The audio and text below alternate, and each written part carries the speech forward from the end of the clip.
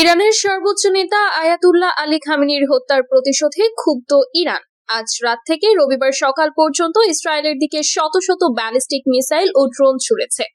এই হামলায় Tel Aviv, Jerusalem সহ ইসরায়েলের বিভিন্ন শহরে সাইরেন বেজে উঠেছে এবং আয়রন ডোম প্রতিরক্ষা ব্যবস্থা সক্রিয় হয়েছে। ইরানের Islamic revolutionary guards corps IRGC এই হামলাকে শাহাদাতের প্রতিশোধ হিসেবে বর্ণনা করেছে। ইরানের রাষ্ট্রীয় টেলিভিশন ও সংবাদ সংস্থা আইআরআইবি, আইআরএনএ এবং ফার্স নিউজ নিশ্চিত করেছে যে যুক্তরাষ্ট্র ও ইসরায়েলের যৌথ বিমান হামলায় শনিবার ভোরে তেহরানে খামেনির অফিস কম্পাউন্ডে তিনি নিহত হয়েছেন। এই হামলায় খামেনির কয়েকজন পরিবারের সদস্য এবং আইআরজিসি প্রধান মোহাম্মদ পাকপুর, নিরাপত্তা পরিষদের প্রধান আলী শামখানি সহ অন্তত 40 জন উচ্চপদস্থ কর্মকর্তা নিহত হয়েছেন বলে জানা গেছে। ইরান সরকার 40 দিনের রাষ্ট্রীয় শোক ঘোষণা করেছে এবং কয়েকদিনের সরকারি ছুটি ঘোষণা করা হয়েছে। প্রতিশোধমূলক হামলায় ইরান ইসরায়েল ছাড়াও যুক্তরাষ্ট্রের সামরিক ঘাঁটিগুলোকে লক্ষ্য করে মিসাইল ছুড়েছে।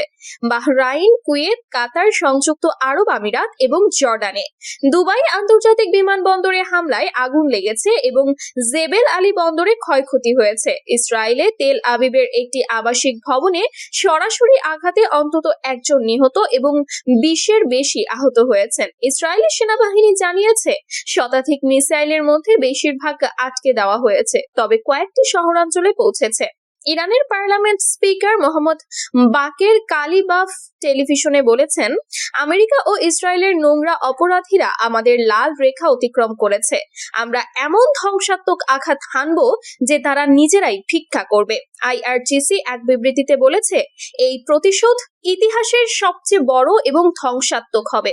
যুক্তরাষ্ট্রের প্রেসিডেন্ট ডোনাল্ড ট্রাম্প ট্রুথ সোশ্যালে পোস্ট করে বলেছেন, খামেনি ইতিহাসের সবচেয়ে নিষ্ঠুর ব্যক্তিদের একজন, মারা গেছে। ইরান যদি আরো হামলা করে আমরা এখন শক্তি দিয়ে জবাব দেব, যা আগে কখনো দেখা যায়নি।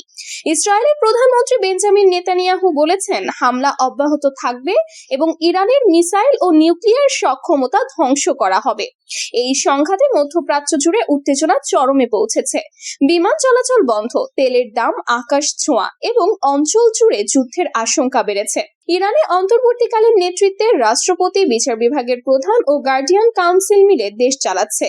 বিশেষজ্ঞরা বলছেন, এই ঘটনা ইরানের শাসন ব্যবস্থায় বড় ধাক্কা এবং সম্ভাব্য অভ্যন্তরীণ অস্থিরতার সূচনা করতে পারে। পরিস্থিতি এখনো অত্যন্ত উত্তপ্ত।